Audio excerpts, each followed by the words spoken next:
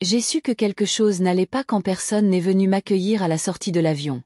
Après 5 heures de vol, 2 heures au contrôle de sécurité et 1 heure à attendre mes bagages sans un appel ni un message, j'ai fini par ouvrir une application de VTC et commander une voiture moi-même. L'air était humide à Nice, cette atmosphère côtière qui vous colle à la peau. Je serrais mon sac à main contre moi, assise sur un banc devant le terminal 2, regardant les palmiers frissonner dans la brise, me demandant s'ils avaient simplement oublié l'heure. Ce n'était pas le cas. Ils n'avaient jamais eu l'intention de venir. La conductrice, une jeune femme aux ongles turquoise écaillés, m'a aidé avec ma valise. Vous rendez visite à de la famille. J'ai souri poliment. Oui, pour le mariage de mon fils. Elle m'a jeté un regard dans le rétroviseur. Le grand jour. Vous devez être si fier. J'ai hoché la tête, un simple petit signe. Je n'étais pas sûre de ce que je ressentais. Olivier ne m'avait pas vue depuis plus de 3 ans. Il appelait 2 fois par an, pour mon anniversaire et pour Noël. À chaque fois, il avait l'air distrait, comme s'il avait déjà un pied dehors. Mais quand il a annoncé ses fiançailles avec Camille, il l'a fait par un email groupé. Pas d'appel, pas un mot personnel, juste un faire-part numérique avec une police pastel et une photo de palmier impersonnel. Je me suis dit qu'il était occupé, que peut-être je n'avais pas su rester dans le coup. Peut-être pensait-il que ça m'était égal, mais ça comptait pour moi, plus qu'il ne le saurait jamais. Quand la voiture s'est arrêtée à l'adresse qu'il m'avait envoyée, j'ai cligné des yeux en voyant le bâtiment. Ce n'était pas sa maison. C'était un hôtel, une chaîne modeste, le genre avec petit déjeuner inclus et une moquette beige qui sent toujours vaguement l'eau de Javel. À la réception, un jeune homme m'a enregistré sans surprise. Votre fils a réservé pour vous. Une seule nuit. Le départ est demain à midi. J'ai signé le papier lentement. Une seule nuit. À l'étage, la chambre était propre, impersonnelle. Une serviette pliée en forme de cygne trônait sur le lit. J'ai défait ma valise en silence. Pas de mots d'Olivier. Pas de panier de bienvenue. J'ai sorti ma robe bleu marine et je l'ai suspendue à la poignée de la porte. Une chose simple, avec des manches, le genre de robe que je pouvais porter aussi bien à un mariage qu'à un enterrement. Je l'avais déjà portée une fois, pour l'inhumation de ma sœur, mais la robe se fichait de l'occasion. Elle attendait, simplement. Je me suis assise sur le bord du lit, fixant la télévision en sourdine. Une publicité pour des croisières tournait en boucle. Dehors, le soleil déclinait derrière l'horizon. J'ai vérifié mon téléphone. Aucun message. Vers 19 heures, je lui en ai finalement envoyé un moi-même. Bien arrivé à l'hôtel. Dis-moi si tu as besoin d'aide demain. Pas de réponse. À 21h30, le silence de la chambre est devenu assourdissant. Je me suis préparé un thé avec la petite bouilloire dans le coin, le sirotant lentement tout en faisant défiler de vieilles photos sur mon téléphone. Olivier a 10 ans, tenant une batte de baseball. Olivier dans sa toge universitaire.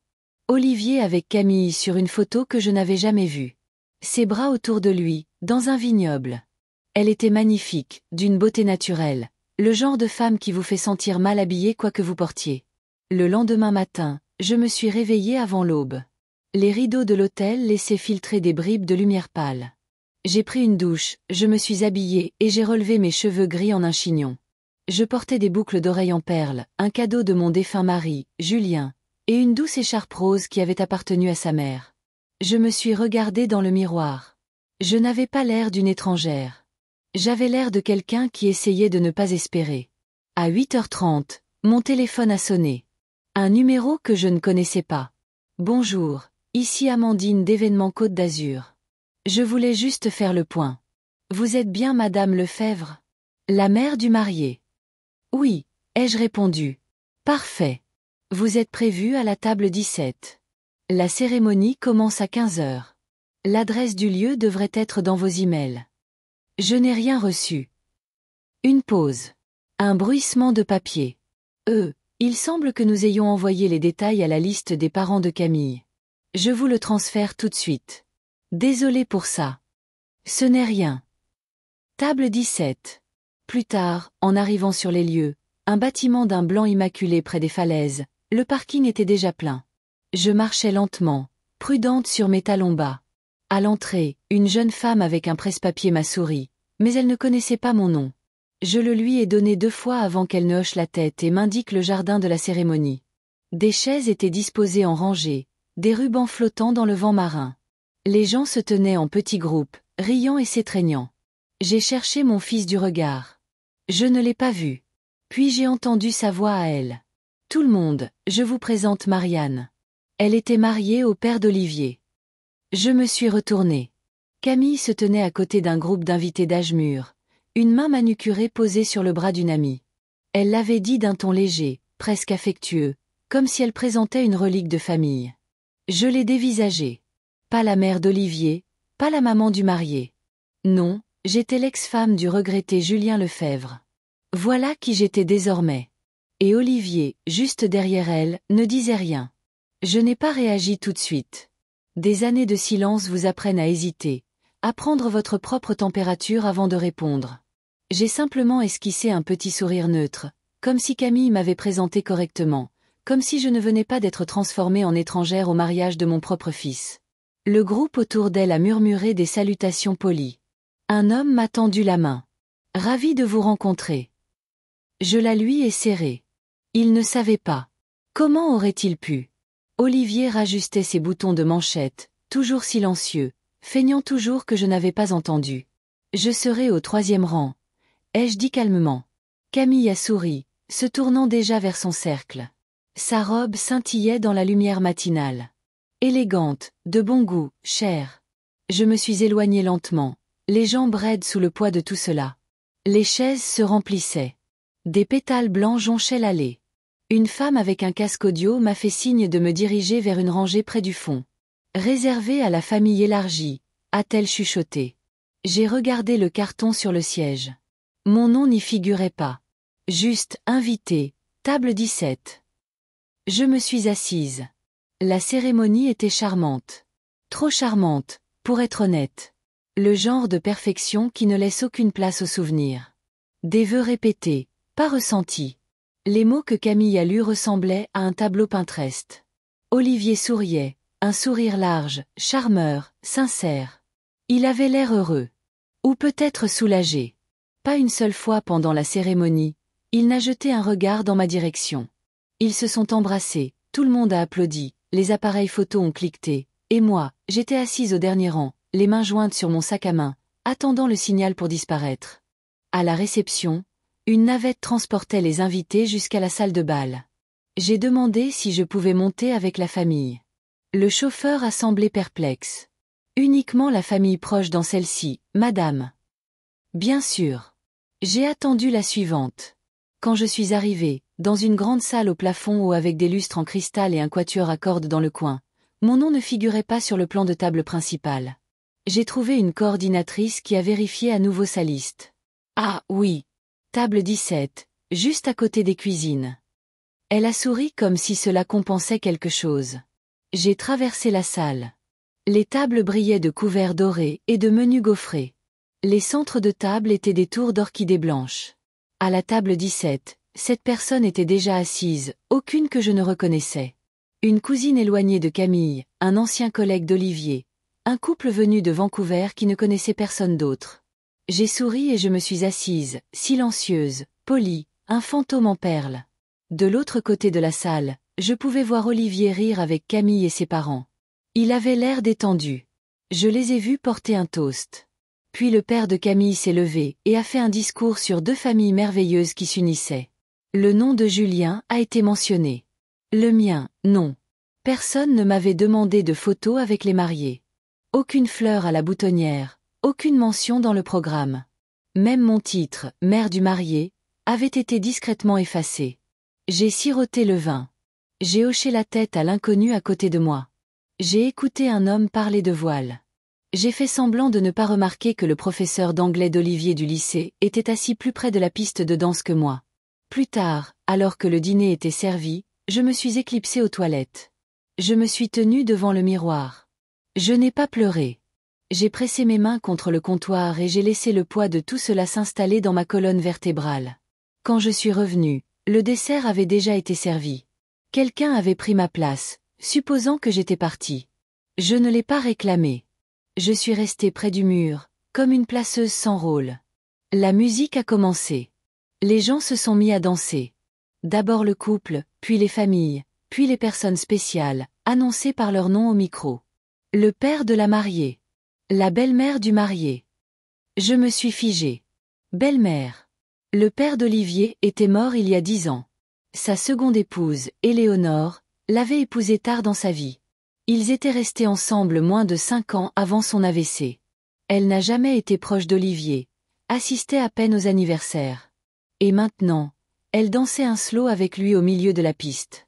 J'ai reculé, j'ai trouvé la sortie. L'air extérieur était chaud, bourdonnant d'été, et personne n'a remarqué que j'étais partie. Jusqu'à ce que j'entende une voix derrière moi. Mamie. Je me suis retournée. Jeanne, ma petite fille du premier mariage d'Olivier. Elle avait 19 ans maintenant, grande, le regard vif, les épaules un peu gauches comme moi autrefois. Ses boucles brunes frisaient dans l'humidité. Je t'ai vu partir, dit-elle. Ça va. J'ai hoché la tête. C'est trop bruyant à l'intérieur. Elle m'a étudiée. Ils ne t'ont pas mise à la table familiale. Non. Elle s'est mordue la lèvre. Papa a dit. Je sais ce que ton père a dit. Silence. Il n'est pas toujours gentil. Je l'ai regardé alors. Vraiment regardé. Ses talons étaient trop hauts pour ses pieds. Son mascara avait coulé à cause de l'humidité, ou peut-être de la frustration. Et pourtant, elle se tenait le dos droit, comme si elle avait décidé de ne pas se faire petite. Je lui ai pris la main. Viens, ai-je dit. Allons marcher. Nous avons longé le sentier bordé de haies derrière le lieu de réception, où des guirlandes lumineuses flottaient comme des étoiles basses au-dessus du jardin. Plus nous avancions, plus la musique s'estompait, remplacée par le doux bruissement des feuilles et le murmure lointain de l'océan. Jeanne n'a pas parlé pendant un moment. Elle s'est contentée de me tenir la main pendant que nous marchions, comme elle le faisait quand elle était petite et qu'elle avait besoin de sentir quelqu'un de solide à ses côtés. « Mamie, dit-elle finalement. Pourquoi n'as-tu rien dit ? » « À qui ?» ai-je demandé doucement. « À papa, à Camille, à tout le monde. Que tu es sa mère, que tu as aidé à payer pour ce mariage. » J'ai marqué une pause. Une partie de moi espérait encore que j'imaginais tout, que l'oubli était une erreur, pas une intention, qu'Olivier, mon propre fils, n'avait pas décidé que j'étais superflue. Mais maintenant, debout dans le jardin sous des ampoules vacillantes, il était impossible de continuer à me mentir. Je ne voulais pas faire de scène, ai-je dit. Je pensais que j'avais peut-être mal compris. Que quelqu'un corrigerait la chose. Ils ne le feront pas, dit-elle sans détour. Ils n'ont pas oublié. La mère de Camille m'a dit il y a quelques jours que tu laissais gracieusement Éléonore assister à ta place. J'ai cessé de marcher. À ma place. Jeanne a hoché la tête. Ils ont dit aux gens que tu n'étais pas assez bien pour prendre l'avion, que tu avais insisté pour qu'Éléonore vienne en tant que figure maternelle à la place. Un rire étrange m'a échappé. Il était sec et creux. Je n'avais jamais, au grand jamais, dit quoi que ce soit de la sorte. J'avais répondu à l'invitation des mois auparavant. J'avais réservé mon propre vol. J'avais acheté ma propre robe. J'avais pris des congés de mon travail à temps partiel à la bibliothèque municipale juste pour être ici. Et malgré tout, je ne faisais pas partie de ce mariage. J'étais effacée. Jeanne a levé les yeux vers moi. Tu veux partir ? Je le voulais. Chaque cellule de mon corps suppliait d'être n'importe où sauf ici. Mais je n'étais pas prête à disparaître. Pas comme ça. Pas en silence. Non, ai-je dit. Je veux finir la soirée. Je veux qu'il me voie. Qu'il se souvienne que j'étais là. Jeanne a serré ma main. Alors je m'assoirai avec toi. Nous sommes retournés vers le bâtiment. Au moment où nous atteignions le bord de la terrasse, la voix de Camille a retenti dans les haut-parleurs. Et à tous ceux qui ont rendu cette journée si magique, disait-elle, une coupe de champagne à la main. Surtout aux personnes incroyables qui ont façonné Olivier pour en faire l'homme dont je suis tombée amoureuse. Son père, Julien, mes parents, et bien sûr, ma merveilleuse belle-mère, Éléonore. Applaudissements. Mon nom n'a jamais été mentionné. La main de Jeanne tremblait dans la mienne. À l'intérieur, nous sommes retournés à la table 17, où personne n'avait remarqué mon absence. J'ai tiré ma chaise et me suis assise tranquillement, tandis que Jeanne s'asseyait à côté de moi. Personne n'a dit un mot. Personne n'a demandé où j'avais été. Alors que le plat suivant arrivait, une sorte de réduction élaborée de quelque chose de mou et de fade, Jeanne s'est penchée. « Tu veux que je dise quelque chose ? » « Non, ma chérie. Tu devrais. Ils ont besoin d'être embarrassés. J'ai souri tristement. Ils ne sont pas embarrassés, mon cœur. C'est ça le problème. De l'autre côté de la salle, Olivier et Camille étaient sur la piste de danse, enlacés, leurs visages éclairés par des guirlandes lumineuses. Ils ressemblaient au genre de couple qui apparaîtrait dans un magazine de mariage. Soigneusement orchestré, beau, poli. Et moi, la femme qui lui avait donné la vie, j'étais assise à côté d'un homme qui expliquait les crypto-monnaies à une cousine épuisée venue de l'étranger. Jeanne a plongé la main dans son sac et en a sorti quelque chose enveloppé dans une serviette en papier. Je t'ai apporté un morceau de gâteau, le bon, le gâteau aux amandes avec la vraie crème au beurre. Je l'ai regardé, surprise. Je savais qu'il n'en apporterait pas à cette table. Un silence s'est étiré entre nous, le genre que seul un amour profond peut contenir. J'ai pris le gâteau.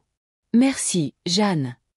C'est toi la seule qui m'envoie des cartes d'anniversaire, qui me demande comment se passent mes examens ou qui se souvient comment j'aime mon thé. Je te vois, mamie. J'ai soutenu son regard, puis j'ai détourné les yeux avant que ma gorge ne se noue. Il y a des moments dans la vie où quelque chose se brise. Pas bruyamment, pas avec un cri ou un effondrement spectaculaire. Silencieusement, nettement, comme un fil tiré d'un tissu, et vous savez qu'il ne se retissera plus jamais de la même manière. Je suis restée assise le reste de la soirée sans attente. Plus d'espoir que quelqu'un se lève et dise « Attendez, on a oublié Marianne ». Pas de fantasme d'Olivier m'entraînant sur la piste de danse. Juste la présence simple et constante d'une jeune fille qui savait encore à quoi ressemblait l'amour. Quand le moment est venu pour le couple de dire au revoir et de monter dans leur voiture de départ, Jeanne et moi sommes restées assises. Nous n'avons pas fait de signe de la main. Nous n'avons pas applaudi. Nous avons simplement regardé. Et quand la salle a commencé à se vider et que les gens ont rassemblé manteaux, cadeaux et verres de vin à moitié finis, je me suis levée, je suis sortie et j'ai commandé un VTC. Jeanne a insisté pour m'accompagner à la voiture. Ça ira, a-t-elle demandé. J'ai hoché la tête. J'ai traversé pire. Je t'appellerai demain. Je lui ai touché la joue. Ce serait adorable. Alors que la voiture s'éloignait, je n'ai pas regardé en arrière vers le lieu de la réception. J'ai regardé devant, vers l'hôtel, vers ma valise, vers la vie que j'avais laissée en attente à Lyon. Une vie où je n'étais pas une erreur, un oubli ou l'ex quelque chose de quelqu'un. La chambre d'hôtel était silencieuse à mon retour. Le genre de silence qui ne réconforte pas. Il confirme simplement que vous êtes seul. J'ai enlevé mes chaussures et je me suis assise sur le bord du lit, ma robe encore boutonnée jusqu'au cou, mes mains posées sur mes genoux. Je n'avais pas parlé à Olivier une seule fois de la journée, pas un seul mot. Ni à mon arrivée, ni pendant la cérémonie, ni à la réception. Nous n'avions même pas échangé un regard. C'était comme s'il avait chorégraphié toute la journée pour m'exclure avec une précision chirurgicale. Jamais grossier, jamais bruyant, juste absent. Je baissais les yeux sur mes mains. Je portais la même bague depuis 1974, une simple alliance en argent que Julien m'avait offerte quand nous n'avions pas les moyens d'autre chose. Je ne l'ai jamais remplacée, même après sa mort. Même quand Olivier a commencé à me traiter de démodée en riant. Je l'ai enlevée lentement et l'ai posée sur la table de chevet. La robe suivit. Je l'ai raccrochée à la porte comme la veille. Sauf que cette fois, je savais que je ne la remettrais plus. Pas pour Olivier. Pas pour quiconque ne pouvait pas prononcer mon nom sans s'étouffer avec sa fierté. Je me suis assise au petit bureau, j'ai ouvert ma tablette et je me suis connectée au portail du mariage que l'organisatrice m'avait envoyé des mois plus tôt. Mon nom était enfoui dans les méandres du système de facturation, lié à plusieurs factures de fournisseurs. Traiteurs, payés en totalité par mois. Arrangements floraux, moi. Acompte du photographe, moi. C'était mon cadeau, un cadeau silencieux. J'avais demandé à rester anonyme, pensant que cela préserverait la dignité, pensant que cela empêcherait Olivier de protester.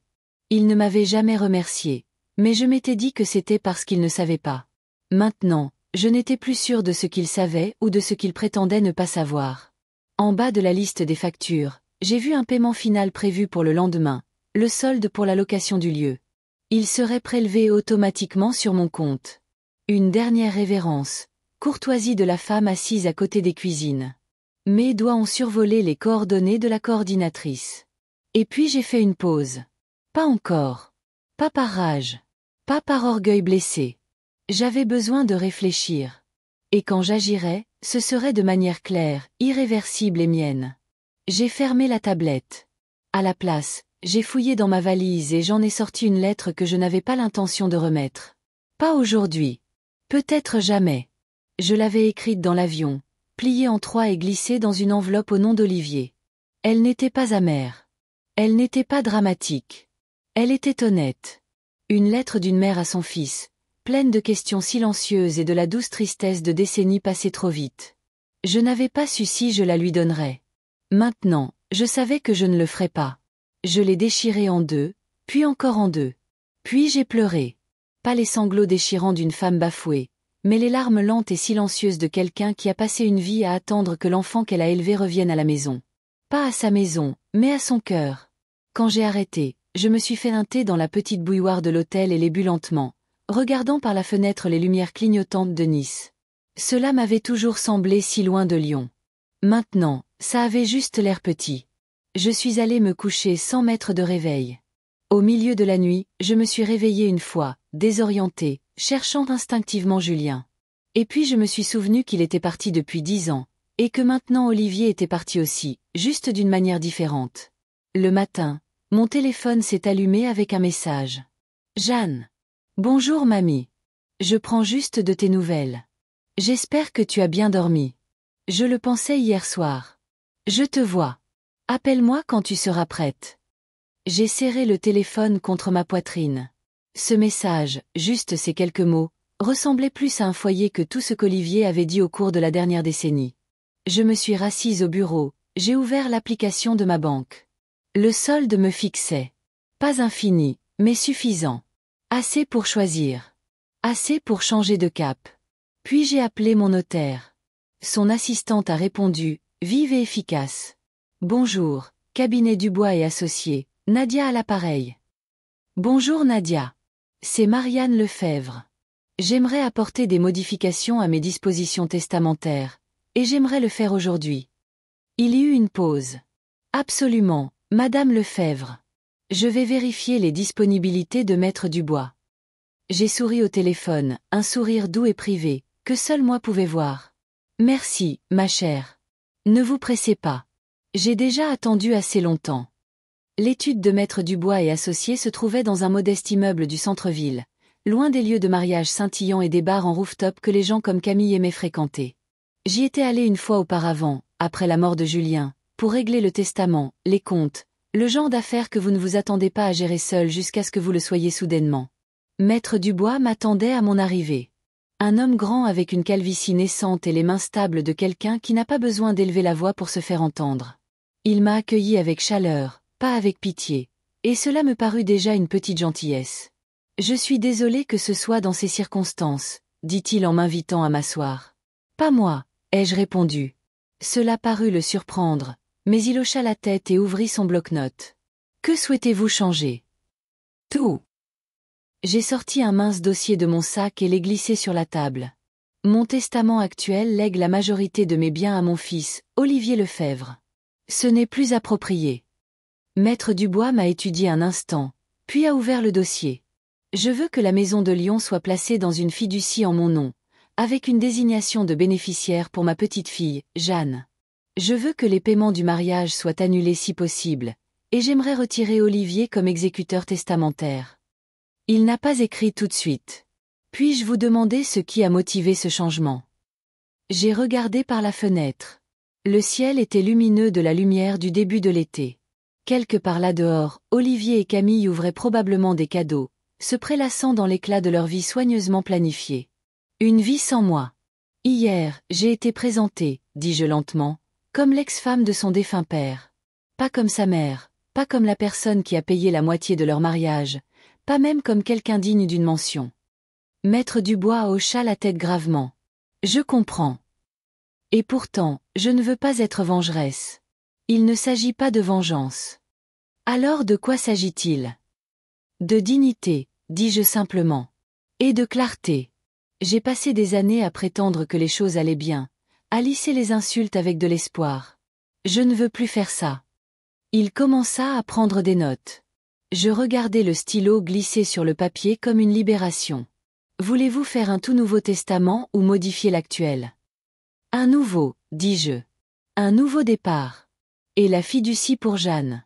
Je veux qu'elle en ait le contrôle quand elle aura 25 ans. D'ici là, je la gérerai. C'est la seule personne dans cette famille qui me voit encore. Vraiment. Il leva les yeux. C'est rare. Elle est rare. Nous avons passé l'heure suivante à examiner les détails. Numéro de compte, informations sur la propriété, directive médicale. C'était méthodique, calme, stabilisant. Quand nous avons eu fini, il s'est adossé à sa chaise. Madame Lefebvre, vous faites quelque chose que la plupart des gens mettent des décennies à envisager. J'ai 74 ans, dis-je avec un petit sourire. Je n'ai pas des décennies devant moi. Il gloussa. Alors que je me levais pour partir, il demanda doucement, « Voulez-vous qu'il le sache ?» Je m'arrêtai à la porte. « Un jour, dis-je. Mais pas tout de suite. D'abord, je veux savoir qui je suis sans lui. » De retour à l'hôtel, je me suis changé pour mes vêtements de voyage. Un pantalon en lin ample et un cardigan bleu doux que Julien disait me fait ressembler à un nuage en mission. J'ai emballé la robe avec soin, la pliant non par sentimentalisme, mais par respect. Les boucles d'oreilles furent enlevées. Les perles retournèrent dans leur boîte en velours. À midi, j'ai rendu la clé. L'employé de la réception m'a demandé si j'avais apprécié mon séjour. J'ai souri poliment. Ce fut instructif. Dehors, le soleil réchauffait mes épaules pendant que j'attendais le taxi. Ma valise était petite, usée, et portait encore un léger parfum de sachet de lavande. Un peu abîmé, mais toujours fiable. Comme moi. Je n'ai dit à personne que je partais. Pas à Jeanne. Je l'appellerai de l'aéroport. Pas à Olivier. Il n'avait pas appelé du tout. Alors que le taxi s'éloignait du trottoir, j'ai regardé les rues défiler à l'envers. Des cafés-boutiques, des studios de photographes de mariage, des palmiers bordant les trottoirs comme des points d'exclamation dans une phrase que je ne voulais plus finir. À l'aéroport, je me suis déplacé lentement. Plus besoin de se presser. J'ai croisé des couples se tenant la main, des familles se disputant pour des bagages, des enfants endormis sur des épaules. Je n'avais rien de tout cela. Et pourtant, pour la première fois depuis longtemps, je ne me sentais pas diminuée. À la porte d'embarquement, je me suis assise près de la fenêtre et j'ai ouvert un petit carnet. J'ai commencé à écrire. Pas une lettre, pas une liste, juste des pensées. Libres, imparfaites, vraies. Les choses pour lesquelles je ne m'excuserai plus. Mon âge. Ma douceur. Vouloir être vu. Dire non. Changer d'avis. J'ai souligné le dernier 2 fois. Changer d'avis. Le vol de retour fut sans histoire. J'étais assise près du hublot, sirotant un soda au gingembre, laissant le bourdonnement de l'avion remplir les espaces où le chagrin avait l'habitude de peser trop fort. La femme à côté de moi, début quarantaine, chemisier impeccable, ordinateur portable toujours ouvert, m'a demandé une fois si j'avais besoin de quelque chose. J'ai dit non. Elle n'a plus parlé. Parfait. Quand nous avons atterri à Lyon, l'air semblait plus lourd, comme toujours après la Côte d'Azur, mais il semblait aussi familier. Honnête. J'ai pris un taxi pour rentrer, déclinant l'offre du chauffeur de m'aider avec mon sac. Mes mains connaissaient son poids. La lumière du Porsche était toujours allumée. Je l'avais laissé ainsi par habitude. Mon hortensia avait fleuri pendant mon absence. Il était toujours plus beau quand je le laissais tranquille. À l'intérieur, j'ai enlevé mes chaussures, posé la valise près de la porte et je suis resté un long moment au centre de mon salon. Rien n'avait changé. La même horloge silencieuse, le même kilt sur le canapé, la même faible odeur d'huile de citron de mon dernier grand nettoyage. Mais quelque chose en moi était différent. Je n'attendais plus. Je me suis fait un thé et je suis resté près de la fenêtre pendant qu'il infusait, regardant le chat des voisins marcher sur la clôture comme si le monde lui appartenait. J'admirais son audace. Puis j'ai ouvert le tiroir sous la table d'appoint, celui que je n'avais pas touché depuis des mois, et j'en ai sorti le dossier en manille étiqueté « Olivier ». À l'intérieur, des années de reçus, de photocopies et d'impressions de virements bancaires. Frais de scolarité, caution du premier appartement, son premier mariage, qu'il m'avait aussi laissé aider à financer, même la chirurgie dentaire d'urgence dont il avait eu besoin après être tombé de vélo à l'université. J'avais payé cette facture aussi. Je les ai étalées sur la table comme des cartes de tarot. Que me dirait-elle si je les lisais maintenant? Que j'avais toujours aidé. Que j'avais toujours donné. Que rien de tout cela n'avait acheté l'amour. J'ai trouvé un reçu en particulier, une facture de fleuriste d'il y a 13 ans. La Saint-Valentin. Il avait oublié d'acheter des fleurs pour sa première femme, Alors je les avais commandés pour lui. Il ne m'avait même pas remboursé. J'ai ri, pas amèrement, juste fatigué.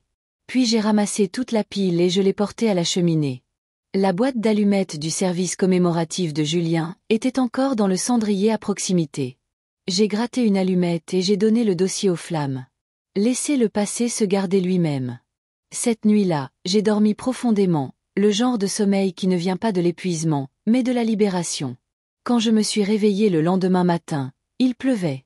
Une pluie légère et brumeuse de Lyon, qui tapote comme un souvenir mais n'inonde pas. J'ai passé la matinée à m'occuper du jardin arrière. Les mauvaises herbes avaient envahi le buisson de romarin, et les tomates avaient besoin d'être tutorées. J'ai travaillé lentement, avec soin. Je n'ai pas pensé au mariage. Je n'ai pas pensé à Olivier. J'ai pensé à la façon dont Jeanne avait pressé le gâteau dans ma main comme une offrande de paix dans une guerre que ni l'une ni l'autre n'avions commencée. Je l'appellerai aujourd'hui. Je n'étais pas pressée. À midi, le tuyau d'arrosage était enroulé, mes gants séchaient et un poulet rôtissait dans le four. Je n'avais pas d'invité. Je voulais juste quelque chose qui avait le goût du réconfort. Et puis le téléphone a sonné. Ce n'était pas Jeanne. C'était Olivier. Le nom sur l'écran était comme un défi. Je n'ai pas répondu. J'ai laissé sonner jusqu'à ce que la messagerie vocale se déclenche. Puis le texto est arrivé. Olivier, salut, je ne t'ai pas vu au brunch aujourd'hui. Tu es déjà parti? Brunch. J'ai fixé les mots comme s'ils étaient dans une autre langue. Il y avait eu un brunch post-mariage, bien sûr. Pour la famille proche et les amis. Bien sûr. J'ai tapé 3 mots, puis les ai effacés, tapé 5 de plus, puis supprimé à nouveau. Finalement, j'ai posé le téléphone sans répondre. Il a rappelé 2 heures plus tard. J'ai ignoré à nouveau. Cette fois, il a laissé un message. Maman, je voulais juste prendre de tes nouvelles. Camille a dit que tu semblais silencieuse hier. Écoute, si quelque chose ne va pas, on peut en parler? Je sais que le mariage, c'était beaucoup. Ne laissons pas les choses comme ça, c'est bizarre. Bizarre. C'est comme ça qu'il appelait ça. Pas cruel, pas humiliant, juste bizarre. Je n'ai pas rappelé. À la place, j'ai appelé Jeanne. Salut mamie, répondit-elle à la 2e sonnerie, la voix vive et fatiguée à la fois. Bonjour ma chérie, ai-je dit. Comment va le mal de tête? Parti maintenant. La mère de Camille servait le prosecco comme si c'était de l'eau. Ça ne m'étonne pas. Il y eut une pause. Tu vas bien? Demanda-t-elle. Je vais bien maintenant. J'ai pensé à toi toute la matinée. J'ai pensé à toi aussi. Elle hésita. Papa a demandé si tu étais en colère contre lui.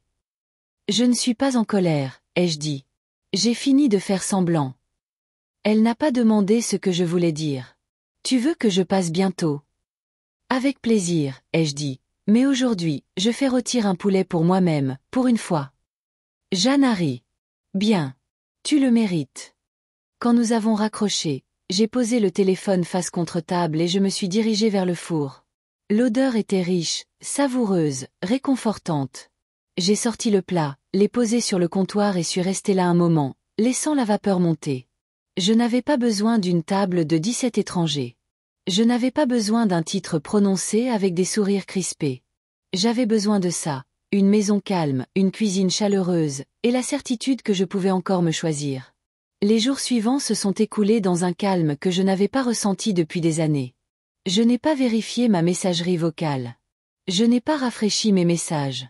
Je n'ai pas fait défiler les réseaux sociaux en attendant que quelqu'un prononce mon nom. Le monde extérieur pouvait continuer à tourner. J'avais ma propre orbite maintenant. Le matin, je faisais le tour du quartier, les mains dans les manches de mon pull, saluant de la tête les mêmes vieux visages. Carole, à 2 maisons de là, toujours en train de se battre avec ses rosiers. Monsieur Wong, balayant toujours son allée comme si elle lui devait quelque chose. Nous n'échangions pas plus que des banalités, mais même cela me semblait ancrant. J'étais visible ici. Le surlendemain du mariage, j'avais reçu 3 autres textos d'Olivier. Olivier, on peut parler?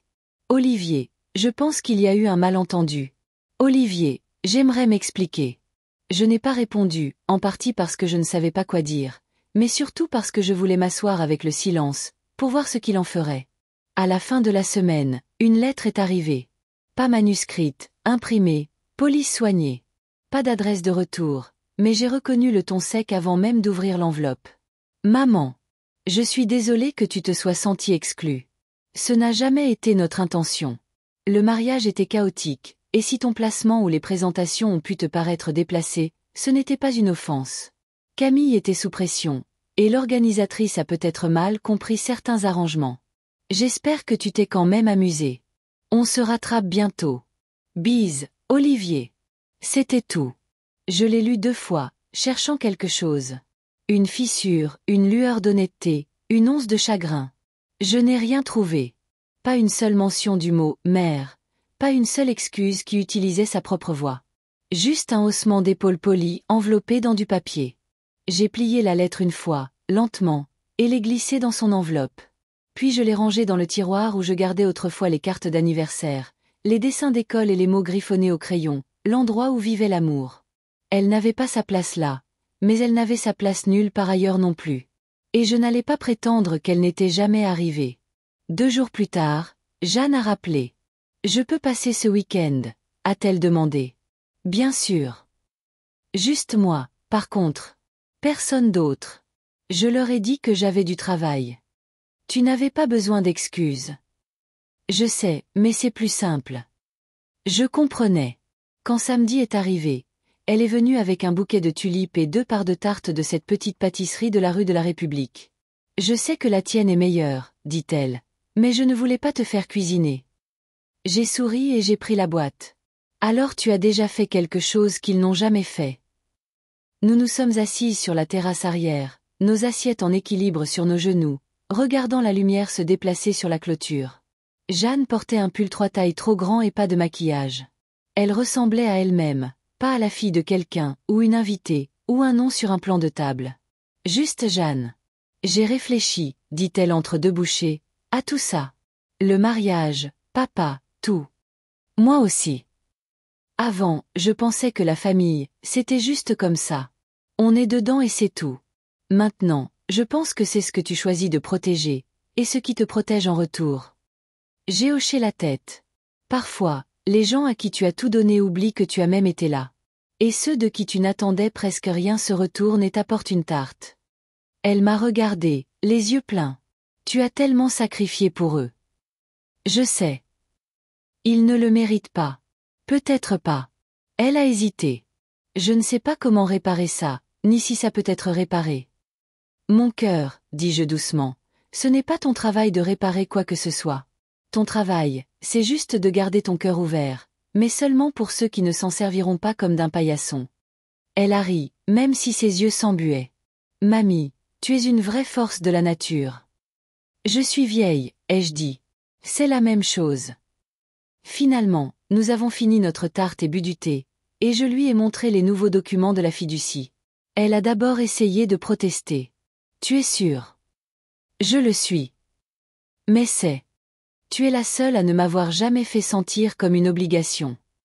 Elle n'a plus parlé après ça, a juste posé sa tête sur mon épaule alors que le ciel virait au rose et que le vent se levait. Plus tard, en partant, elle m'a serré plus fort qu'elle ne l'avait jamais fait. Je t'aime, dit-elle.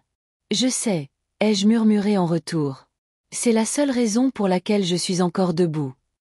Dimanche matin est arrivé avec l'odeur de la pluie et la douleur dans ma hanche gauche qui venait toujours quand le temps changeait. Je suis restée au lit plus longtemps que d'habitude, le kilt remonté jusqu'au menton, le silence m'enveloppant comme une seconde peau. Pour une fois, pas besoin de se presser. Pas d'obligation, pas de liste de faveurs déguisées en devoir familial. Je me suis levée lentement, j'ai fait bouillir de l'eau pour le thé et j'ai enfilé un pull par-dessus ma chemise de nuit. Je suis sortie sur le porche avec ma tasse à la main et j'ai regardé la rue scintiller sous la lumière matinale. La pluie de Lyon avait une douceur. Même les nuages savaient comment tomber doucement ici. De l'autre côté de la rue, Carole était déjà dehors, taillant ses rosiers. Elle m'a fait un signe. J'ai répondu. C'était le genre de matin qui appelait à l'immobilité, et je m'y suis volontiers pliée. Le téléphone a sonné vers 10 heures. Pas un appel, un FaceTime d'Olivier. Je l'ai fixé pendant qu'il sonnait, l'écran affichant son nom à côté d'une image figée de lui et Camille. Tous 2 souriant lors d'une randonnée en montagne. Une photo que je n'avais jamais vue, une que l'on ne m'avait pas demandé de prendre. Je l'ai laissé sonner encore 2 fois avant de répondre. Il est apparu à l'écran, légèrement hors champ, tenant le téléphone trop près. Ses cheveux étaient en désordre et l'éclairage était mauvais. « Salut », dit-il. « Salut maman. »« Bonjour, Olivier. » Une pause. Il a jeté un regard sur le côté avant de continuer. « Je voulais juste prendre de tes nouvelles. Je sais que les choses ont été bizarres. » Ce mot, encore. « J'ai reçu ta lettre, ai-je dit. » Il s'est agité. « Ouais, je me suis dit que ça ne suffirait peut-être pas. » En effet. Il a détourné le regard. « D'accord, juste. » Une autre pause. J'ai attendu. Je n'allais plus faire le travail à sa place. Je ne me suis pas rendu compte que Camille t'avait présenté comme ça, dit-il. Comme l'ex de papa. Elle ne le pensait pas. Non. Ai-je dit calmement. Je veux dire, c'est juste sorti de travers. Elle était nerveuse. La journée était stressante. Donc, c'était une erreur. Il a hésité. Pas exactement. Je veux dire, écoute, je ne pensais pas que ça avait tant d'importance. Tu étais là. C'était un grand jour. J'ai penché la tête. Tu ne pensais pas que la place de ta mère dans ta vie avait de l'importance. Sa bouche s'est ouverte, puis s'est refermée. Olivier, ai-je dit, la voix calme mais ferme. As-tu remarqué que j'étais assise derrière les cousins de la colocataire de fac de Camille? Il a eu l'air embarrassé. Ce n'était pas intentionnel. Je n'étais pas mentionnée dans le programme. Je n'ai pas été présentée. Tu as fait un discours et remercié ta belle-mère, mais pas la femme qui t'a élevée. Il s'est frotté la mâchoire. Je sais. J'ai raté ça. J'ai payé pour ton mariage. Ça l'a arrêté net. Je sais, dit-il doucement. Je ne voulais pas que tu le fasses. Tu te souviens? Je t'ai dit de ne pas en faire toute une histoire, et c'est ce que j'ai fait. Je suis restée invisible, et tu m'as laissé faire. Son visage s'est tordu, non de douleur, mais d'inconfort. La façon dont un homme se tord quand la vérité rend le sol instable. Pourquoi, Olivier? Il a cligné des yeux. Pourquoi quoi? Pourquoi ne voulais-tu pas qu'on me voie? Il a ouvert la bouche, l'a refermée, a réessayé. Il ne s'agit pas de ne pas vouloir que tu sois là. Si, il s'agit de ça, dis-je avec une paix étrange et douloureuse. Parce que si ce n'était pas le cas, tu te serais assuré que je le sois. Il a dégluti. C'est juste que la famille de Camille est différente. Ils sont très polis. Il a hoché la tête. Et moi, je ne le suis pas. Il n'a pas répondu. J'ai laissé le silence s'installer, car je voulais qu'il le ressente. Non pas pour le punir, mais parce que j'avais fini de protéger les gens du poids de leur propre choix. Je t'ai aimé à travers des choses dont tu ne te souviendras jamais, dis-je doucement. À travers les coliques, la fièvre, les chagrins d'amour et les mauvaises décisions. Je t'ai tenu la porte ouverte encore et encore, même quand tu ne frappais pas. Et pourtant, tu es passé devant moi comme si j'étais un meuble. Quelque chose de fonctionnel, quelque chose de beige. Maman. Je ne suis pas en colère, ai-je dit. Je suis juste réveillée maintenant. Il a hoché la tête lentement. Je suis désolé, dit-il finalement. Je sais. Je ne sais pas comment réparer ça. Moi si, ai-je dit. Tu peux commencer par apprendre à dire mon nom dans une pièce pleine de gens. Pas comme une note de bas de page. Pas comme une pensée après coup. Il a eu l'air stupéfait. Tu veux dire, juste dire voici ma mère? Oui, ai-je dit. Ça aurait été suffisant. Il a hoché la tête lentement, comme s'il essayait de le mémoriser. L'écran a bougé. Camille était entrée dans le champ, tenant une tasse de café. C'est ta mère? Demanda-t-elle d'un ton trop enjoué. Olivier m'a regardé. Tu veux lui parler? Non, ai-je dit doucement. Il a semblé surpris. Peut-être un jour, ai-je ajouté. Mais pas aujourd'hui. Il a hoché la tête à nouveau. D'accord. J'ai mis fin à l'appel avant qu'il ne puisse en dire plus. Non par cruauté, mais parce que je voulais que le dernier mot soit le mien. Plus tard cet après-midi-là, je me suis retrouvée à réorganiser la bibliothèque du salon. Non pas qu'elle en ait besoin, mais parce que mes mains voulaient quelque chose à faire pendant que mon esprit se calmait. Le téléphone était posé face contre table sur la table basse, silencieux maintenant.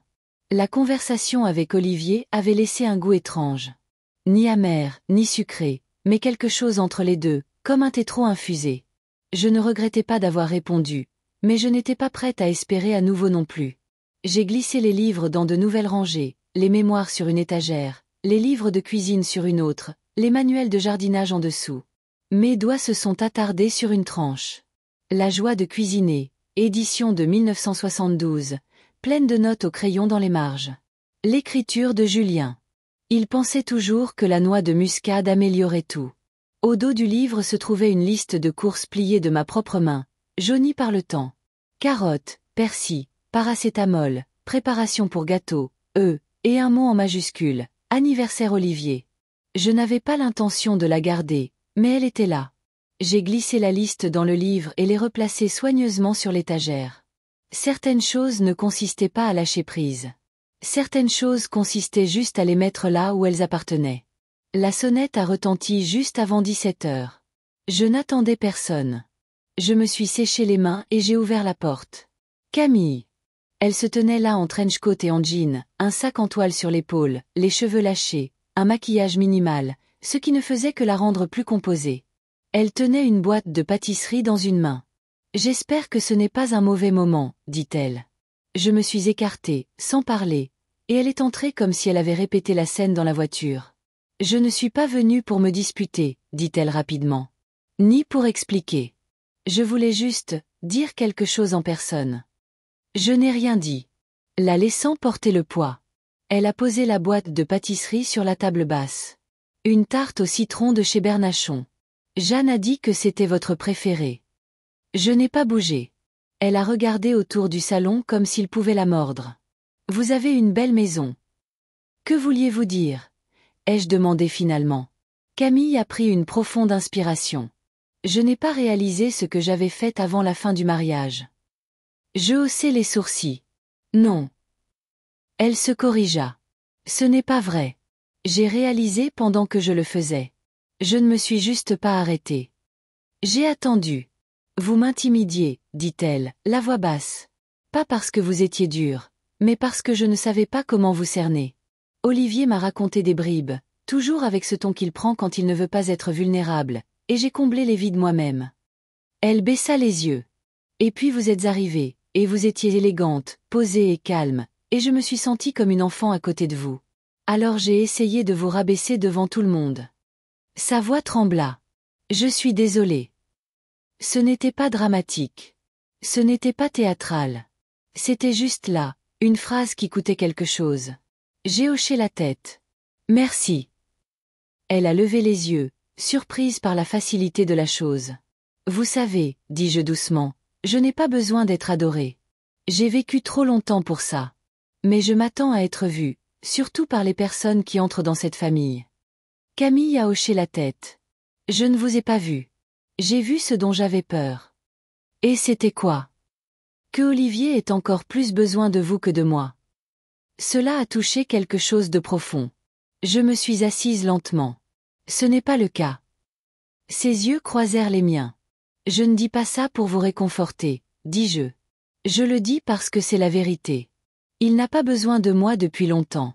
Et c'est très bien. Ça fait partie de l'éducation d'un enfant. On leur apprend à s'éloigner, mais ça ne veut pas dire qu'on cesse d'être celle qui leur a donné des jambes. Elle a expiré. Je ne suis plus en colère, ai-je ajouté. Mais j'ai changé. Je peux le voir. Bien. Elle a regardé la tarte. Je peux la laisser. Vous pouvez. Elle s'est levée, hésitante. Voudriez-vous un jour essayer à nouveau avec moi? Je veux dire, pas pour être amie. Juste pour ne pas être des étrangères. Je l'ai considéré. Je pense, ai-je dit, que j'aimerais attendre et voir d'abord comment vous traitez Jeanne. Cela me dira ce que j'ai besoin de savoir. Son visage s'adoucit. Juste. Elle s'est tournée pour partir.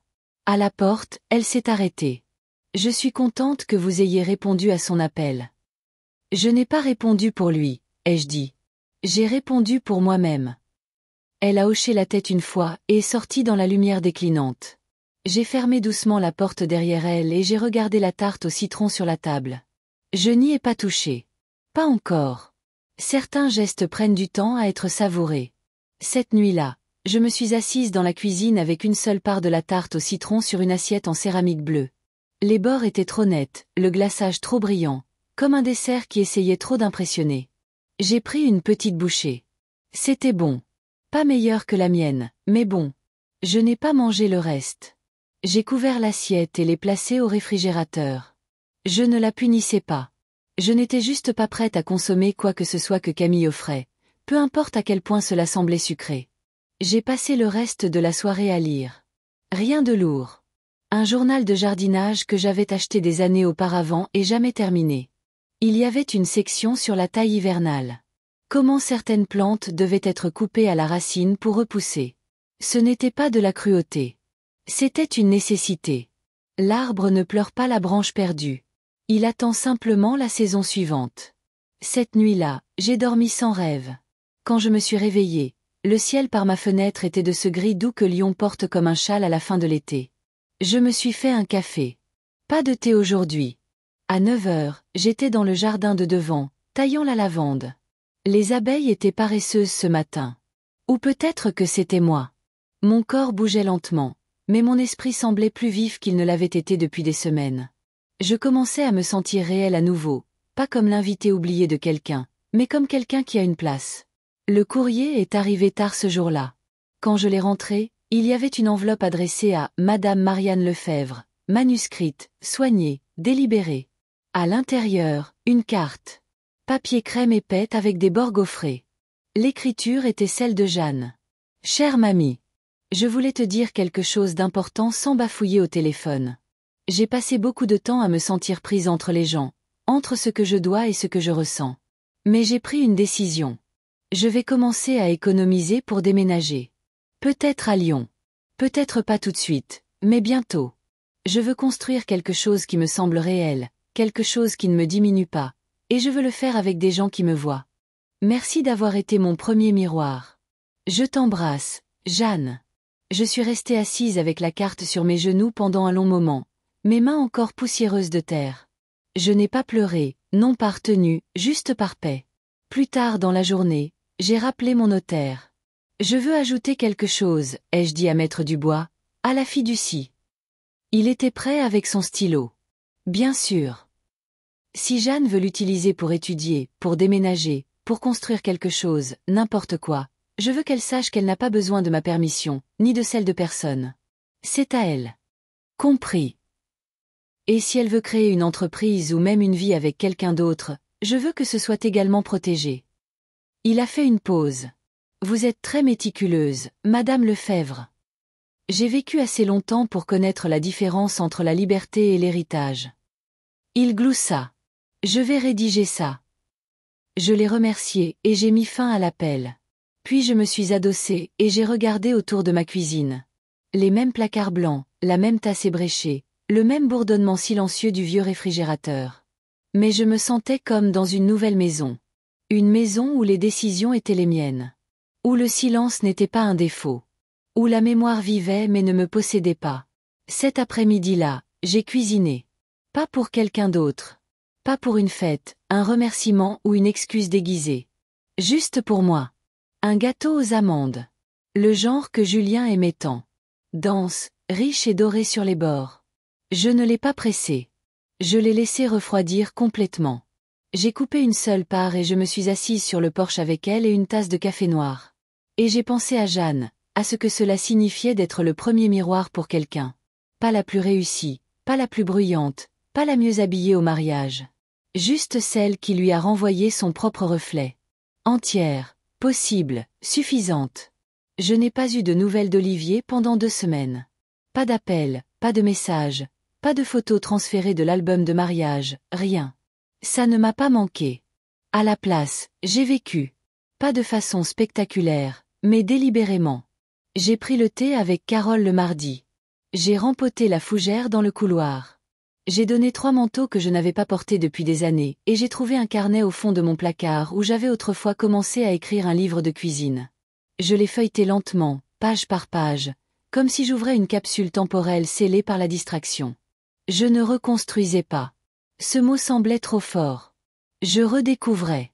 Et puis un matin, un mardi encore, un colis est arrivé. Pas de mots, pas d'adresse de retour, juste une petite boîte emballée dans du papier craft. À l'intérieur, un album de mariage, le genre fait par des professionnels, pages épaisses, Finition satinée, éclairage parfait. Leur nom gaufré sur la couverture en or. Camille et Olivier, 19 juillet, Nice. J'ai passé mes doigts sur les lettres, ne sachant pas si je voulais l'ouvrir. Mais je l'ai fait. Page après page de visages souriants, de robes blanches, de roses pâles, de flûtes à champagne. La famille de Camille dans des tons coordonnés. Olivier souriant comme le garçon que j'avais connu, juste plus grand maintenant, plus prudent. Il y avait des photos d'Éléonore, la belle-mère, assise au premier rang, avec Olivier, avec Camille, riant. Il n'y avait aucune photo de moi. Pas une seule. Ni à la cérémonie. Ni à la réception. Ni en marge de la piste de danse. Ni assise à côté d'étrangers à la table 17. C'était comme si je n'avais jamais été là. Et pendant un instant, ça a presque fonctionné. La gomme. J'ai feuilleté les pages, me demandant si j'avais imaginé ma propre présence. Puis j'ai tourné à la dernière page. Et là, elle était. Jeanne, dans son pull trop grand, ses boucles frisant dans la brise, tenant une part de gâteau aux amandes sur une assiette.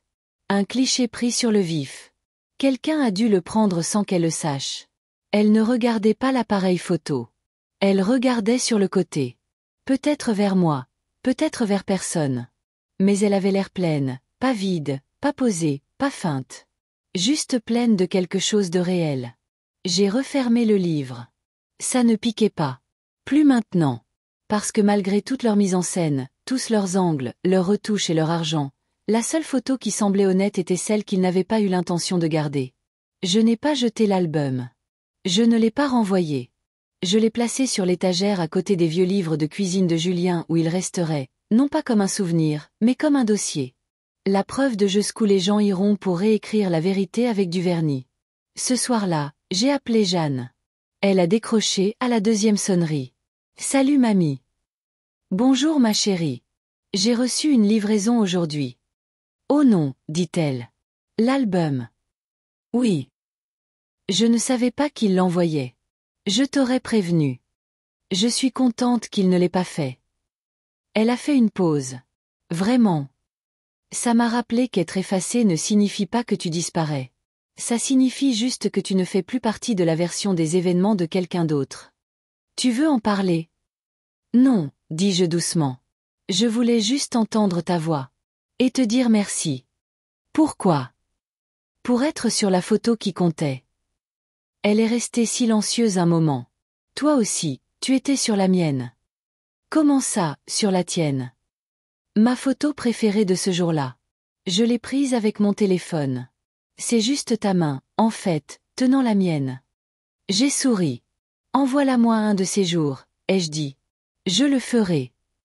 Après avoir raccroché, je me suis assise près de la fenêtre avec une couverture sur mes genoux et j'ai regardé le soleil se coucher derrière les toits. La journée avait été claire, le genre qui me rendait autrefois agitée. Mais maintenant, je me sentais calme. Je n'avais pas besoin d'une place à chaque table. Je n'avais pas besoin de mon nom dans chaque discours. J'avais juste besoin de ma propre maison, de ma propre voix, et de la force de tenir le stylo quand quelqu'un d'autre essayait d'écrire mon rôle à ma place. Il a encore plu ce vendredi-là. Pas une douce bruine lyonnaise, mais une vraie pluie, lourde, déterminée, comme si le ciel avait finalement décidé qu'il avait quelque chose à dire.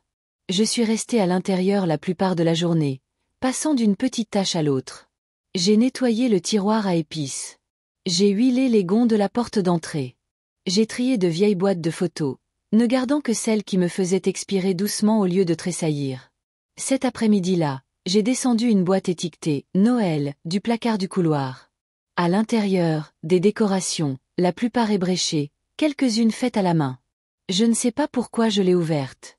Décembre était dans des mois. Mais peut-être que j'avais juste besoin de me rappeler ce qui me semblait autrefois magique.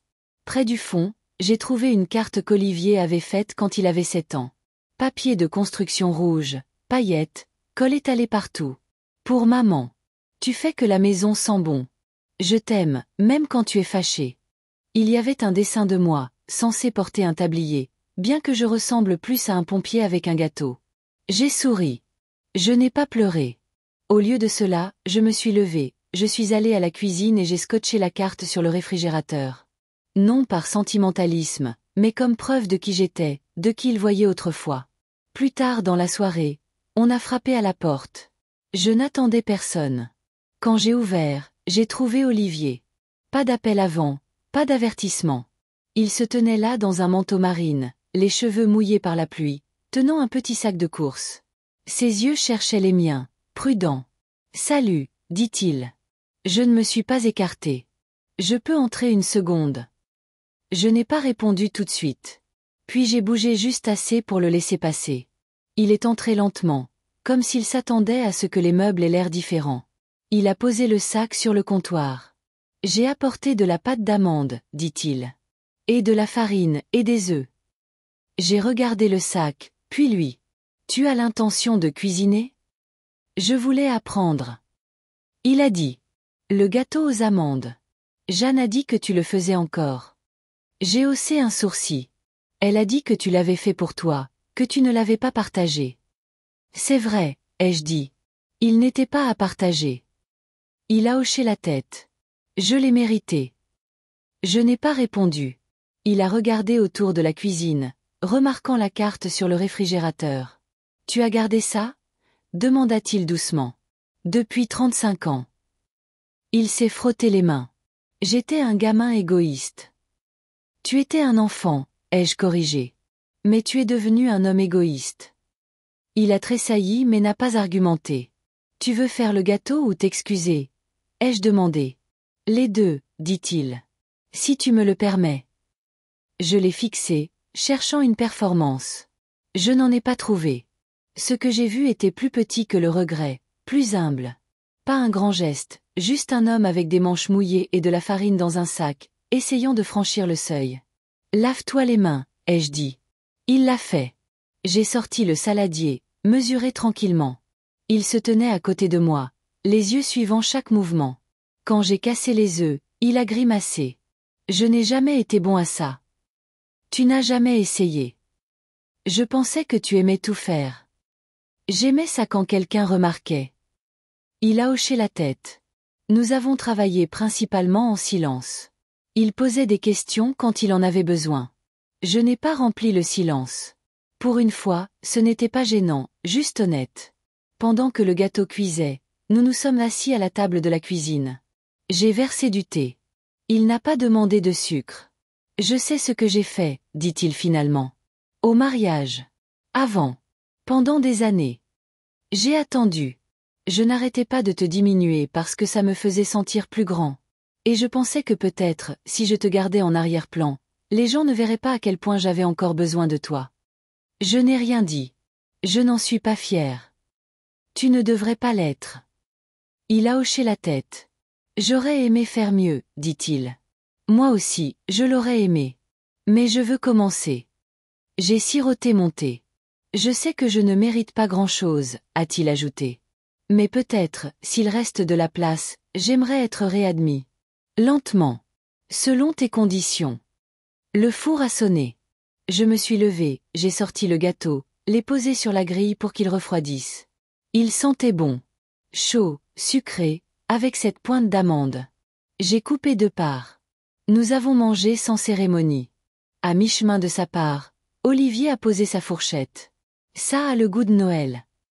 Ça a toujours eu ce goût, ai-je dit. Et nous sommes restés assis là, pas tout à fait mère et fils à nouveau, mais pas des étrangers. Quelque chose de plus calme, mais de réel. Un début. Le lendemain matin, je me suis réveillée dans une cuisine propre et avec la faible odeur d'amande qui flottait encore dans l'air. Olivier était resté tard, mais pas trop. Il est parti sans rien demander. Pas d'éloge, pas de réconfort, pas d'invitation à revenir. Juste un merci silencieux et une promesse. J'appellerai avant de venir la prochaine fois. Ce n'était pas grand-chose, mais c'était quelque chose. J'ai versé du thé et je suis restée près de la fenêtre, regardant la lumière glisser sur la clôture. La journée s'annonçait large et tranquille, mon genre préféré. Puis le téléphone a sonné. Jeanne. Bonjour, dit-elle. J'ai entendu dire qu'il était venu. Les nouvelles vont vite. Je l'ai obligé à m'appeler après. Je voulais m'assurer qu'il n'avait rien dit de stupide. Il n'a rien dit, ai-je dit, ce qui en soi est historique. Elle a ri. Il avait l'air différent. Il avait l'air plus petit. C'est souvent ce que fait l'honnêteté. Est-ce que ça semblait réel? Je ne suis pas sûre, ai-je admis. Mais il a apporté de la pâte d'amande. Ça doit compter pour quelque chose. Nous avons parlé un peu plus longtemps de son nouveau travail, de la lente réparation de la fuite de son propriétaire, de la paire de bottes pour laquelle elle économisait. Elle semblait plus légère aussi, comme si le poids de choisir son camp s'était enfin levé. Après avoir raccroché, je me suis habillée pour la journée. De vrais vêtements, pas seulement ceux que l'on porte pour arracher les mauvaises herbes. Un pantalon, un pull, une paire de boucles d'oreilles que je n'avais pas touchées depuis des années. Aucune raison particulière. Je voulais juste ressembler à quelqu'un qui a des projets. Je suis allée à la quincaillerie pour remplacer une poignée de tiroirs qui étaient desserrés depuis 2016. J'ai acheté une nouvelle plante pour le couloir. J'ai marché lentement dans les allées d'ustensiles de cuisine, laissant mes doigts traîner sur l'acier poli et la céramique comme si cela importait. Parce que ça importait. Parce que j'importais. De retour à la maison, je suis passée devant la bibliothèque et je me suis arrêtée. L'album de mariage était toujours là, intact depuis le jour de son arrivée. Je l'ai sorti, j'ai tourné une fois de plus à la dernière page, vers l'image de Jeanne, prise dans sa propre lumière, tenant son gâteau comme une femme tenant quelque chose de plus important qu'un dessert. J'ai glissé la photo de la page et je l'ai mise dans un nouveau cadre, que j'ai placé sur la cheminée. Les autres, celles des étrangers polis et des sourires orchestrés, je les ai laissées dans l'album, que j'ai refermé sans un bruit. Ce soir-là, j'ai fait rôtir un poulet à nouveau, juste pour moi. Je me suis assise à la table de la cuisine avec une serviette en tissu, un verre de vin, et sans excuse. Au milieu du dîner, un message est arrivé. Olivier, ça irait si Camille venait avec moi la prochaine fois? Seulement si tu es prête. Je n'ai pas répondu tout de suite. J'ai fini de manger. J'ai débarrassé la table. J'ai plié la serviette, rincé l'assiette et séché la fourchette. Puis j'ai répondu par texto. Moi. Elle peut venir si elle comprend qu'elle ne vient pas pour se défendre. Sa réponse est arrivée rapidement. Olivier, compris. Je m'en assurerai. Et juste comme ça, le sol sous nous a de nouveau bougé. Pas fissuré, pas réparé, mais différent. Cette nuit-là, avant de me coucher, j'ai allumé une seule bougie sur le rebord de la fenêtre. Julien faisait ça pendant les pannes de courant. J'ai toujours pensé que c'était pour la lumière. Mais maintenant, je me demandais si ce n'était pas pour autre chose. Un signal, peut-être. Un rappel que même quand tout devient sombre, quelqu'un est toujours là. Tenant une flamme. Je l'ai laissé brûler jusqu'à ce que je m'endorme. Ils sont venus un dimanche. Pas tôt, assez tard pour que j'aie déjà eu le temps de lire le journal, de balayer le porche et de boire 2 tasses de thé. Je portais mon pull vert, celui au manche effiloché qui me donnait toujours l'impression d'être quelqu'un qui avait gagné le droit d'être à l'aise dans sa propre maison. Quand la sonnette a retenti, je ne me suis pas précipitée. Olivier se tenait à nouveau sur le porche, mais cette fois, il s'est immédiatement écarté, laissant Camille apparaître. Elle tenait un petit bouquet, pas acheté en magasin, des fleurs sauvages liées avec de la ficelle. « Bonjour, dit-elle, la voix plus basse que dans mon souvenir. « Entrez, ai-je dit. Enlevez vos chaussures. » Ils ont obéi. Je les ai conduits au salon. Il semblait plus petit maintenant, avec nous 3 dedans. J'ai indiqué le canapé. Ils se sont assis, les mains proches mais sans se toucher. J'ai pris mon fauteuil. Il y eut un silence. Pas hostile, juste prudent, comme des animaux reniflant l'air après une tempête. Je voulais dire quelque chose, commença Camille, regardant ses genoux. Et je ne suis pas venue pour excuser ce qui s'est passé. J'ai attendu. Je suis venue pour le reconnaître pleinement. Elle a levé les yeux. Je vous ai effacé. Je n'ai pas tressailli. Et je n'ai pas d'excuses. Je voulais juste le contrôle de l'histoire, de l'image, de tout. Et en faisant ça, je suis devenue quelqu'un que j'avais juré de ne jamais être. Quelqu'un qui traite l'amour comme un accessoire, ai-je demandé. Elle a hoché la tête. Exactement. Olivier l'a regardée, surpris qu'elle l'ait dit si crûment. Mais elle n'a pas arrêté. Je pensais que si je vous gardais en arrière-plan, vous ne menaceriez rien. Mon rôle, ma présence. Je pensais que vous faire paraître plus petite ferait paraître le reste d'entre nous plus grand. Et maintenant, ai-je demandé. Je vois que je n'ai fait que me faire paraître petite. Je me suis légèrement adossée, laissant le poids de ces mots s'installer. Vous avez apporté des fleurs, ai-je dit. Elle a hoché la tête. Du jardin de ma mère. Elle ne sait pas que je les ai prises. Je me suis permis un sourire. Bien. C'est un début. Nous sommes restés assis avec ça un moment. J'ai refait une tarte au citron, dit-elle. 2 fois, en fait. Toujours trop sucré. Essayez d'ajouter du sel à la pâte, ai-je dit. L'équilibre est tout. Elle a semblé reconnaissante pour la note. Pas parce que cela signifiait une approbation, mais parce que cela signifiait que nous parlions la même langue. Je ne nous forcerai pas à être proches, a-t-elle ajouté. Mais je veux mériter la chance d'être connue pour moi-même. Pas comme la femme qui s'est interposée entre une mère et son fils. J'ai regardé Olivier. Il n'avait pas encore parlé. Ressens-tu la même chose? Ai-je demandé. Il a dégluti. Oui. Sans condition. Non, dit-il. Juste du temps et de la vérité. La vérité, ai-je répété. C'est plus cher que la plupart des gens ne le réalisent. Je sais, dit-il. Je suis prêt à payer. Nous ne nous sommes pas étreints. Il n'y avait pas de musique, juste le son de l'horloge qui tic-taquait sur la cheminée et la faible odeur de la bougie à la lavande que j'avais allumée avant leur arrivée. Je me suis levé de mon fauteuil. Du thé. Ils ont tous deux hoché la tête. Je suis allé à la cuisine, j'ai fait bouillir l'eau, versé 3 tasses, une noire, une avec du miel, une avec du citron. Je me souvenais encore de leurs préférences, non pas parce qu'ils avaient mérité ce souvenir, mais parce que moi, si. J'ai posé le plateau sur la table entre nous. Nous avons siroté en silence pendant un moment. Finalement, Camille a fouillé dans son sac et en a sorti un petit cadre. J'ai imprimé quelque chose pour vous, dit-elle. J'ai regardé. C'était la photo de Jeanne, le cliché pris sur le vif avec le gâteau, le vent dans ses cheveux. Je l'ai trouvé sur son téléphone, dit Camille. Elle me l'a laissé emprunter. Merci, ai-je dit. Elle a dit que c'était le moment le plus réel de tout le mariage. Elle avait raison. J'ai pris le cadre et l'ai posé à côté de la lampe. Olivier a finalement parlé. Je suis désolée que ça ait pris si longtemps. Ça prend toujours plus de temps que ça ne devrait, ai-je dit. Mais mieux vaut tard que jamais. Nous n'avons pas tout réparé cet après-midi-là. Nous n'avons même pas effleuré la surface. Mais quand ils sont partis, ils l'ont fait tranquillement, respectueusement. Et quand la porte s'est refermée derrière eux, je suis restée dans le couloir et j'ai pris une profonde inspiration. Puis je suis allée dans la cuisine, j'ai ouvert le réfrigérateur et j'ai coupé une nouvelle part de gâteau aux amandes.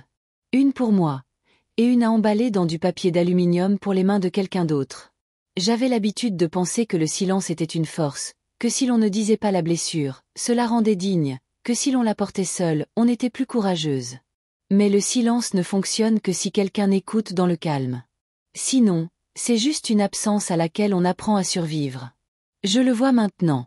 2 mois ont passé depuis le mariage, depuis que j'ai pris l'avion pour Nice, que je me suis assise au fond et que j'ai regardé mon nom disparaître de l'histoire de mon propre fils. 2 mois depuis que je suis rentrée à la maison et que je me suis souvenue de qui j'étais, non pas comme la mère de quelqu'un, l'invité de quelqu'un, l'erreur de quelqu'un, mais comme une personne entière. Et maintenant je m'occupe de choses, pas de gens. Des choses qui poussent avec des soins, pas des attentes. Mes tomates prospèrent. J'ai planté du thym près du portail. J'ai recommencé à écrire. Pas des lettres cette fois, mais des recettes, des notes dans les marges. Une autre sorte d'histoire. Le genre que l'on transmet sans avoir besoin d'applaudissements. Olivier appelle 1 fois par semaine. Il essaie. Je ne le récompense pas pour ça et je ne le punis pas quand il dérape. Je réponds juste si j'en ai envie. C'est nouveau pour moi. Camille a envoyé un livre d'essais la semaine dernière. Des femmes sur la maternité, le vieillissement, l'identité. Il n'y avait pas de dédicace, juste un post-it jaune sur la couverture. La page 147 m'a fait penser à vous. C'était un essai sur les excuses. De vraies excuses. Le genre qui ne demande pas la rédemption, seulement la reconnaissance. J'ai gardé le mot, non pas parce que je lui pardonne, mais parce que je la vois essayer. Jeanne me rend souvent visite. Elle cherche du travail maintenant, veut déménager d'ici 1 an. Elle appelle ça « construire son propre nom ». Je lui ai dit que c'est tout ce que nous faisons tous à la fin. Certains commencent juste plus tard que d'autres. Je lui ai fait promettre une chose, qu'elle écrirait tout. La joie, le doute, les jours où elle se demande si elle fait quoi que ce soit de bien.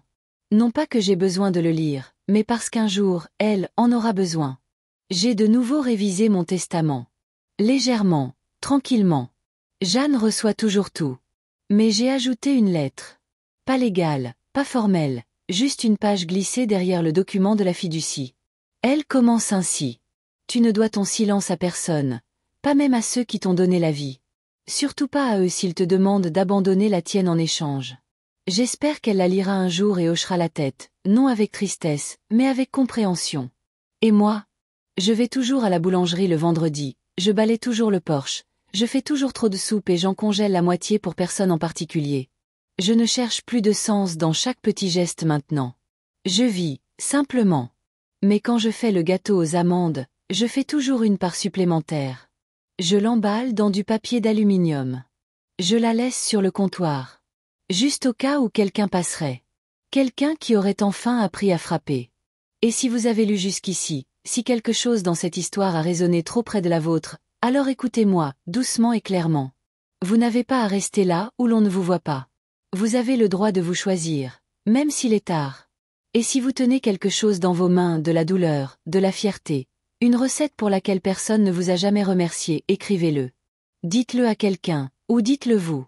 Mais ne le laissez pas disparaître. Parce que vous étiez là, et vous comptiez. Si cette histoire vous a trouvé, laissez-la reposer ici un moment. Si elle vous a ému, partagez-la avec quelqu'un qui en a besoin aussi. Et si c'était vous, dites quelque chose. Nous vous entendons. Vraiment.